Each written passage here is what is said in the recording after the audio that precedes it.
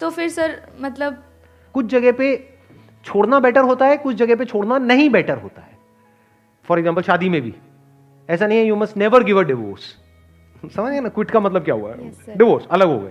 Yes, जब समझ आ रहा है कि you are not compatible, you are not made for each other, you can't live with each other, you can't stand each other, तो वहां पर क्या करना है? We must never quit.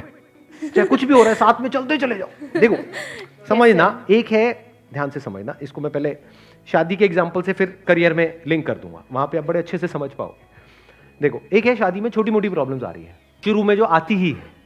ऐसे ही किसी भी करियर को हम चूज करते हैं तो शुरू में हमको प्रॉब्लम्स आती हैं। yes. अब पता कैसे लगेगा वो छोटी प्रॉब्लम्स है और पता कैसे लगेगा वो बड़ी प्रॉब्लम्स है? लगाओ थोड़ा सा दिमाग। शादी में तो बड़ा क्लियर है उसको डिफाइन करना। मान लो ट्रस्ट से रिलेटेड इश्यूज हैं, रिस्पेक्ट से रिलेटेड इश्यूज हैं, ये सब क्या है? छोटे इश्यूज हैं, बड़े इश्यूज हैं? बड़े इश्यूज हैं। ऐसे करियर में क्या है बड़े इश्यूज और क्या है छोटे इश्यूज? अगर करियर में कोई बहुत बड़ा इशू आ जाए तो क्या उस करियर पे स्टिक रहना चाहिए, छोड़ देना चाहिए? छोड़ देना चाहिए। अगर छोटे मोटे इश्यूज आए तो उसको फेस करना चाहिए। अब छोटे इश्यूज क्या है और बड़े इश्यूज क्या है? फॉर एग्जाम्पल आपने कोई करियर चूज किया है और पढ़ाई में मन नहीं लग रहा है, ये क्या है? ये बहुत बड़ा इशू है, छोटा इशू है? बहुत छोटा इशू है, क्योंकि पढ़ाई में तो आप कुछ भी कर लो मन लगेगा ही नहीं। लेके कोई और करियर लोगे वहां पे भी पढ़ना तो पड़ेगा ना, एजुकेशन तो चाहिए, वहां मन लग जाएगा क्या? इसमें नहीं लग रहा, उसमें भी नहीं लगेगा। अच्छा बड़ा इशू क्या है? करियर में स्कोप ही नहीं है।